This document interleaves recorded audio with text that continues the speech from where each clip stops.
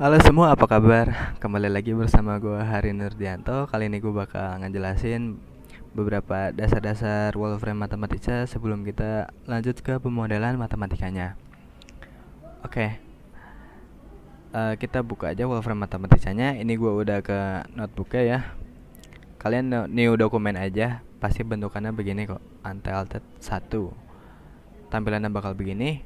Terus ini ada menunya yang bakal ngebantu kalian. Yang harus kalian lihat itu, perhatikan cuman beberapa aja sih. Ada file, format, terus evaluation sama palettes. Itu menurut gue ya yang penting buat kalian perhatiin. Di file ini kayak biasa ada new, open, open recent, close, save, save as gitu. Format ini buat format sel kalian, buat modifikasi gitu sesuai dengan selera kalian. Lihat aja, misalkan di sini ada size, kita bisa bikin teks kita atau codingan kita lebih besar atau lebih kecil, warna teksnya, warna backgroundnya gitu-gitu, alignmentnya. Oke, kemudian di evaluation ini buat ngevaluasi sel sih sebenarnya, di bagian kernel di sini, bagian programmingnya. Terus kemudian ada palettes. Palettes itu buat apa namanya, beberapa simbol-simbol matematika yang mungkin ingin kalian masukin ke notebook ya. Semua dari sini, ini lengkap banget. Oke, lanjut aja. Tampilan pertama Wolfram itu akan seperti ini ya. Kita lihat kursornya itu horizontal. Ya. Nah, kita itu belum punya sel sama sekali di sini. Untuk menambah sel baru, kita ada icon plus di sini. Dia defaultnya Wolfram Language Input ya. Bisa klik aja di sini. Gitu. Bakal langsung ketambah sel gitu. Nah, tapi sel ini tuh belum ada apa-apanya kan. Coba kita tulis 2 tambah 3. Terus kita evaluate sel. Nah, dia langsung ada outputnya keluar ya, input sama output. Udah kayak itu aja ya, notebook Jupyter. Nah, di sel ini tuh dia di bagian kanan ini ada apa namanya, ditunjukin sel ya, biar jelas gitu. Nah, sel input output ini jadi satu kesatuan gitu. Maksudnya satu kesatuan itu apa? Maksudnya adalah misalkan gue nulis sesuatu nih, bab 1. Nah, ini di format stylenya gue ganti jadi chapter. Oke. Terus kemudian selanjutnya gue tambahin apa ya, materi 1. Terus ini gue ubah jadi section. Nah, lihat, jangan title deh. Oh, ini masih input. Sorry. Gue ubah jadi title. Nah, bisa dilihat di sini ya.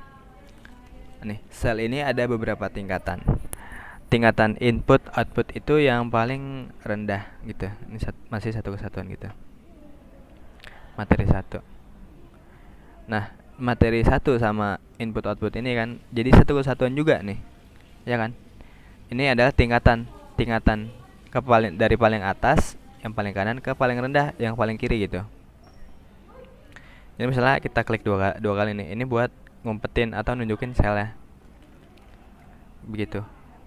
Nah, itu yang gue maksud dari tingkatan dan kesatuannya sel-selnya.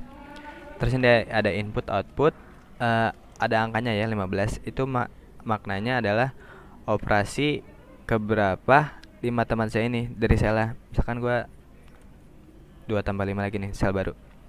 Nah, ada input 16 sama output 16 ya. Itu berarti operasi ke 16 di matematika ini ya, sel ini.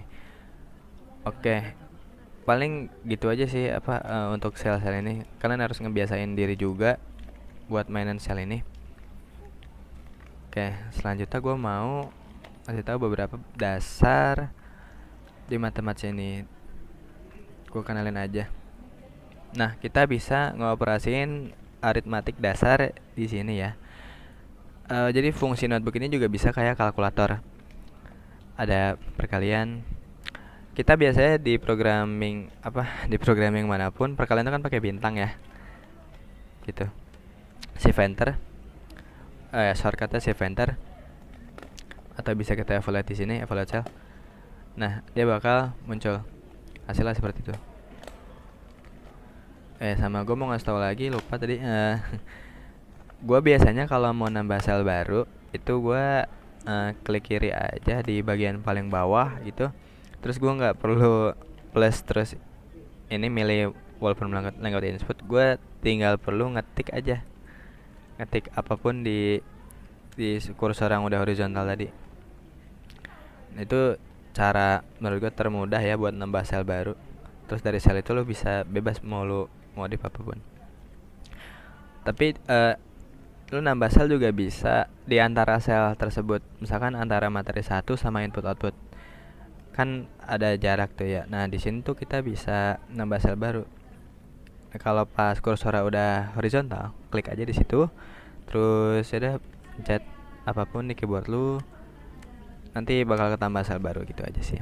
Nah, cara ngehapusnya lah, klik kiri aja di bagian selnya, kan bakal kepilih tuh selnya, di delete aja, hapus. Nah kan materi 1 ini kan udah satu kesatuan sama yang apa di bawah, bagian bawahnya ya, input output ya. Kalau kalian pilih satu kesatuan itu, nih bakal ke highlight biru ya, terus di delete, itu bakal kabur semua. Gue unduh aja dulu. Oke.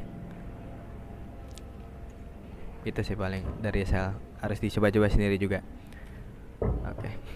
Lanjut, gue mau ngejelasin tentang perkalian. Misalkan gue mau mengali bilangan 97 sama 75. Nah, kalau di Wolfram ini kita sebenarnya gak perlu nambahin simbol bintang ya. Ngasih spasi juga itu udah langsung ke perkalian gitu. Terus ada pangkat. Pangkat ini ada dua cara. Kita pakai simbol ini, topi 5 pangkat 3, atau bisa langsung pakai shortcut, pakai kontrol 6 sih, 4 pangkat 2 misalkan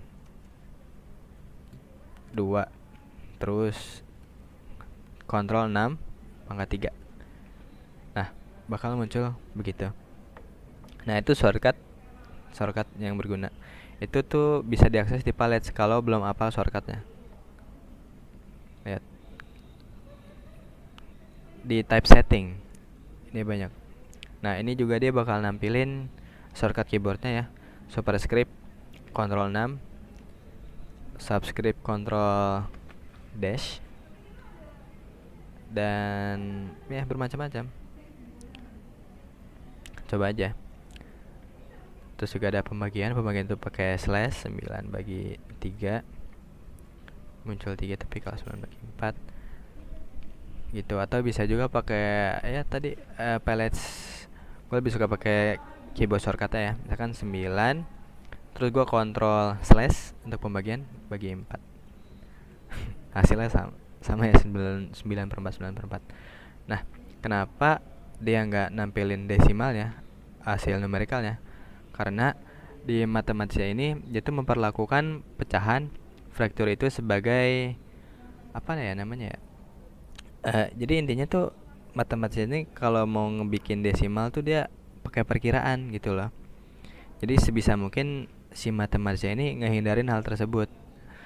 Kalaupun dia mau ngedesimal, itu dia kita harus ngasih perintah lagi pakai ini nih, n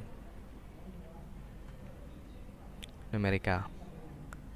Atau gampangnya ini sih, enggak sih, itu kan udah fungsi, kasih koma aja.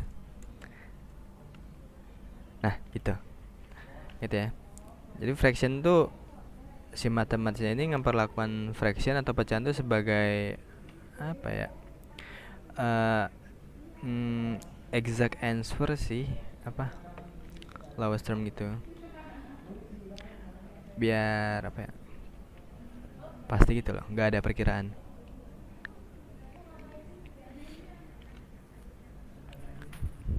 Nah, paling itu sih. Ini gue udah pakai palettes. Ini belajar sendiri aja ya. Ctrl 6. Lanjut aja, gue mau ngasih tahu fungsi-fungsinya biar terbiasa. Ada 3 cara buat nulis suatu fungsi ekspresi di matematika ini. Yang pertama itu adalah kita nulis misalkan apa gitu, enak numerical. Ntar nyari dulu. Oh, sin aja deh. Sin. Nah, di matematika ini biasanya dia langsung ada kayak rekomendasi gitu lah. Kalian tuh mau nulis fungsi apa aja gitu, udah disediain di sini. Fungsi sin, terus nah, dia kalau nulis fungsi tuh pakai itu kurung siku. Nggak kayak Python. Python kan kurung biasa ya. Kurung siku sin misalkan pi ya 0. Sin pi itu 0. Oh ya, gue juga mau ngasih tahu lupa cara nulis simbol. Simbol di matematika itu selain pakai shortcut keyboard, dia kan bisa dipalet ya. Misalkan gue tadi nulis P nih, itu gue pakai escape dulu ya, bakal muncul 3 titik di kiri. Terus gue nulis misalkan huruf P nih. Nah, dia bakal muncul juga rekomendasinya. Lu tuh mau nulis apa gitu. Gue menulis misalkan P nih, gue pilih. Oh, dia langsung muncul. Atau gue bisa nulis manual, escape P I escape lagi. Nah, gitu. Ini juga berlaku buat yang lain ya. Simbol-simbol yang lain. Misalkan mau nulis Euler. Euler itu kan E ya. Nah, Euler atau eksponensial. Itu. Dia E 2 kali. Gue tulis E lagi, terus gue escape. Bakal muncul. Gitu. Atau 45 derajat deh. Ups. Bener.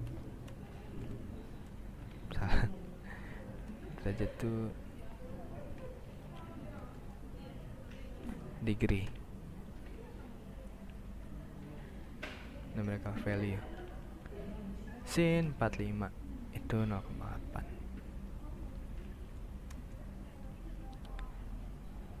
Ya sebenarnya kalau mau tepat sih pakai ini ya, pi.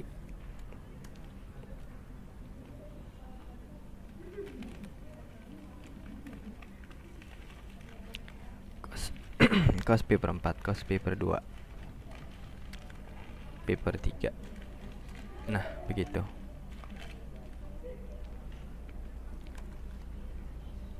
Misalkan gue pi per 3 cos. Nah, itu tadi ya salah satu cara buat nulis fungsinya. Gue tulis ulang aja lagi. Cos pi per 6. Terus nah, ini cara pertama ya. Cara kedua itu ada nulis angkanya dulu, pi per 4 slash 2 kali, terus tulis fungsinya cos. Terus cara ketiga itu ada, misalkan kita assign dulu A itu sama dengan pi per 2 ya. Terus kita A add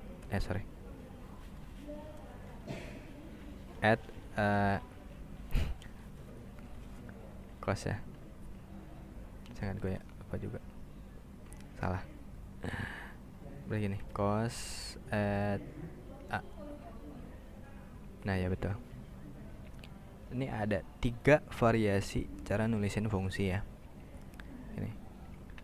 Nulisin ekspresinya dulu, terus diisi argumen, atau kita mau nulis itunya dulu, isi dari argumennya, terus slash cos, atau pakai add cos, terus kita mau siapanya yang dihitung itu, si A nya kan, pi per 2 gitu sih. Cuman lebih umum lagi, kita lebih sering pakai yang ini,